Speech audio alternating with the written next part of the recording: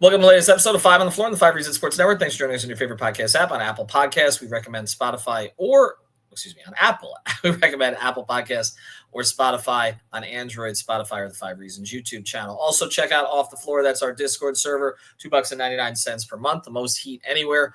All of our hosts are there all the time, 24/7. We're getting tagged. We're trying to fill in the answers for everybody. Host updates. We put stuff there we don't put anywhere else. Reports on Kuminga and all that stuff. I put that on there a couple days ago. So check it out. It's Off the Floor. Again, that's our Discord server. $2.99 per month. Link right here in the description, and you'll bypass the Apple upcharge. Also, check out Prize Picks. Use the code 5 FIVE. Put down your 5, get your 50. You know the deal. Legal in the state of Florida. So much to play there. MMA was on there today. Boxing, also WNBA. It's all there. MLB, and of course in the fall we'll get back to NHL, NFL, and NBA. Prize Picks. Use the code 5 FIVE. And now today's episode.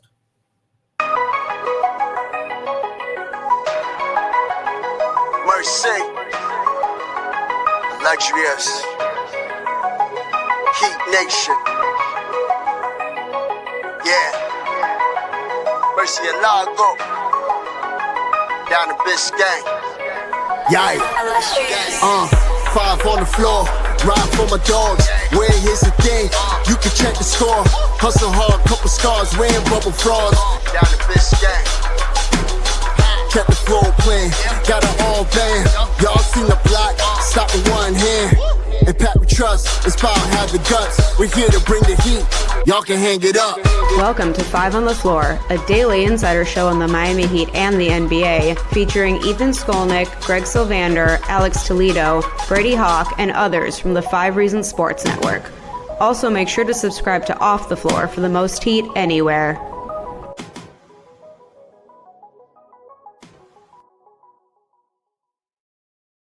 All right, welcome back to 5 on the Floor, and here's today's floor plan. This is a quick, unexpected episode. Both of us were tied up today, as were Alex, as was Greg. That's typically when this stuff happens. The Miami Heat have done something. Yes, they have done something. For those of you who wanted them to do something, they have re-signed Davion Mitchell. They've done so for 2 years at $24 million, so $12 million per. And they've done so before he got out there in restricted free agency. This is after extending the qualifying offer to him. There will be other moves that need to get made. I hope that you listen to the episode that Alex and I did with Yossi Goslin, who's a salary cap expert for the Third Apron, because he talked there about what may happen if they sign Davion for a certain number. We were talking about a number around this. Brady, when you and I did an episode, which I actually found, we did one in early May, actually, about whether or not you re-sign him and for what. I think you said it might come in around a Gabe Vincent number. It came in a little bit higher than that at $12 million a year. I think he's worth more than Gabe Vincent, honestly. And you're talking about a former first-round pick, not somebody that the Heat kind of molded out of, really a undrafted free agent. But additionally, it prevents a team from jumping in and making a big offer to him that the Heat would have to decide whether or not to match. And I had said that I was willing to go up to about 12 to 13 million. Not that it's my money, but about 12 to 13 million, I'd be comfortable. And that's where it came in. And so I'm comfortable with it. I think he's a piece. You discussed it. He's not obviously a finishing piece. He's not a star piece, but he's a piece that works no matter where you are in your contention timeline, because he's 26 years old, former first round pick. And you said something that really jumped out to me, and I listened to it back from the last episode. You said, he had moments. He did things you remembered about last season. And honestly, of the players he brought, the Heat brought in, he's the one that was the case for, even more so, I think, than Andrew Wiggins. And so to me, this was a no-brainer signing, and I think it's a bit of good business that they did. Yeah, I think it's a fair deal as well for both sides. I think that's I don't think anybody that Heat fan that saw that deal was like, they overpaid for Davion Mitchell. Like that's not the thought process there. I feel like that was kind of a decent number. And also, I don't believe there's any options on that deal. I think it's just a clean 2 years. So you kind of get him locked in over the next 2 years. You kind of figure out a plan, which it feels like with a lot of these guys, we're talking about extensions, or if this guy's going to be here in a year, or what kind of the long-term plan is. At least you kind of know what you're going to have here.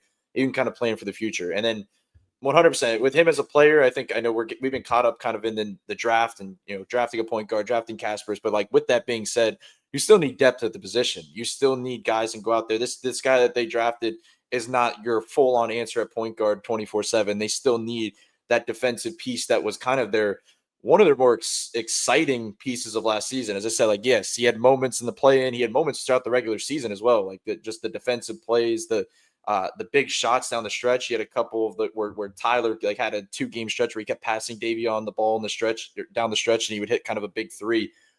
He just had a lot of big moments, and I just think the fan base and the team kind of rallied around that, just his play style in general. And the number one thing, I think, if we talk about often about like who in the front office or who's like hammering for certain guys or who's making the call, I mean, Spo has to love this guy. Spo has to be the leading charge here to get Davion Mitchell back on the roster just because of the way he plays and the way that Spo leaned on him. So the question that I'm going to be looking at, because I know what you're going to get defensively, I know what the fits are going to be. I'm curious to see how the shot looks like on over a longer, sample size, because I kind of believe in it more than maybe some people do, just because he shot 45% from three in Heat uniform last year. He's not going to shoot 45% from three again next season, but I do think it could be decently higher than maybe some are expecting it to drop off. Like, I feel like we saw it. We saw what the kind of the jumper looked like. I don't feel like there was anything really wrong there. It just felt like he was playing on bad teams and had to take worse shots, and he got put in a position now where you have Tyler and Bam that are getting so much attention. His shots just became open. The shot became cleaner, and he was able to knock them down. So I kind of see a similar thing there.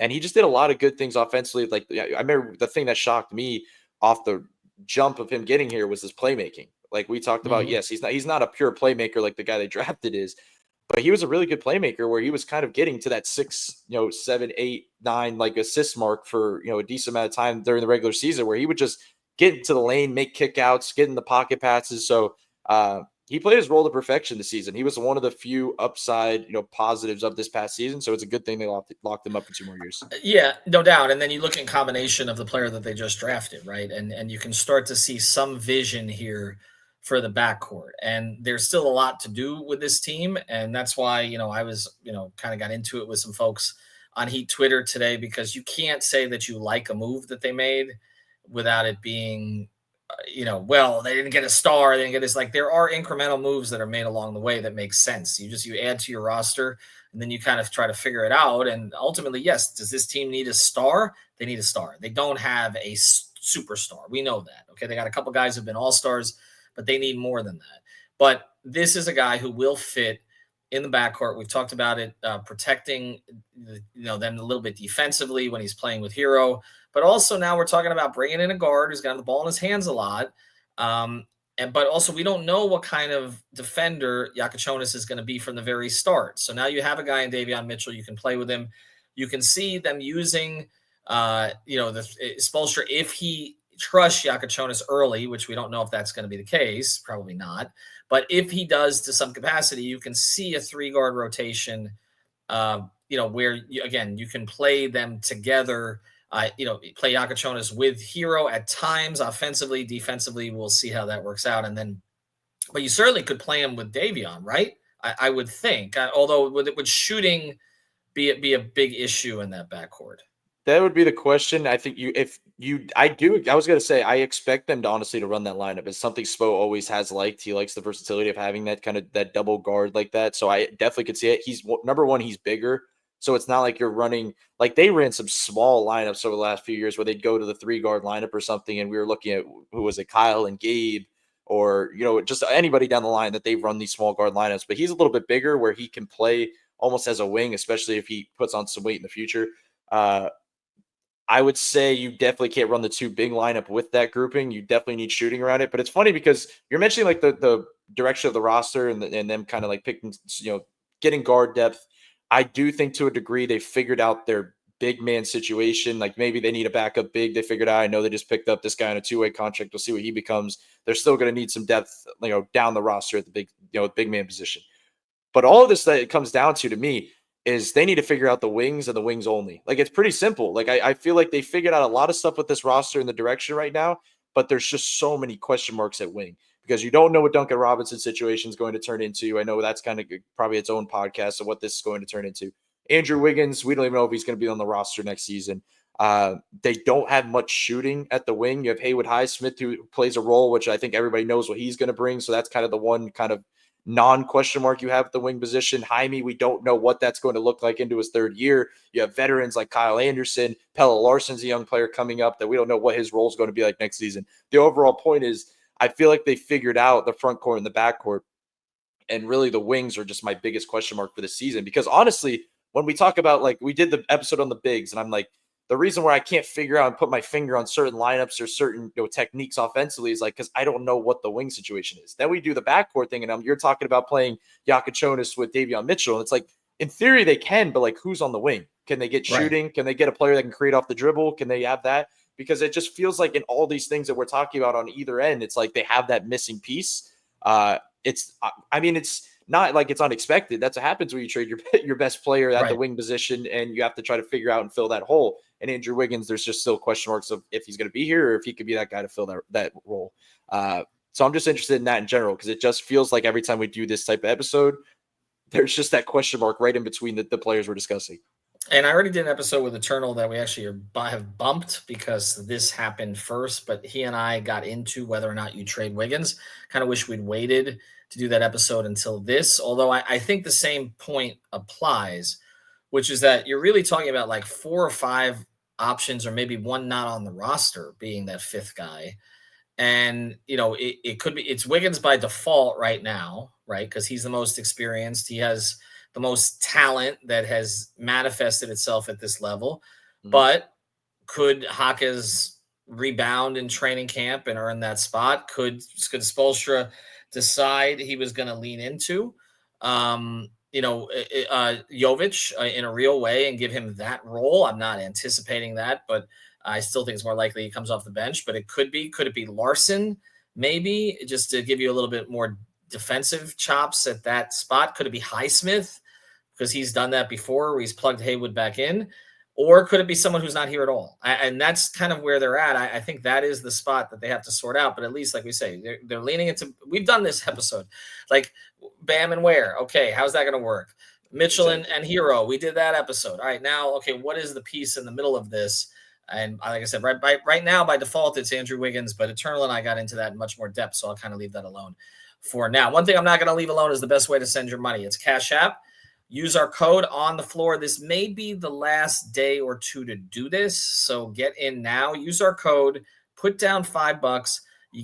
And send. You basically put in $5. Send it to a friend. So send $5 to a friend, and you'll get $10 back. So basically, you're just doubling your money. You're sending money to a friend for whatever lunch, whatever it is, and you're going to get $10 back. Cash App, safest way to send money. If you're sending it to somebody and they're like, okay, well, this doesn't look right, they will alert you. Okay, that's one of the things that they do. They want to make sure that you don't get scammed by anybody. Again, Cash App, use the code on the floor. That's on the floor, like 5 on the floor, and you'll get this promotion again for a couple more days.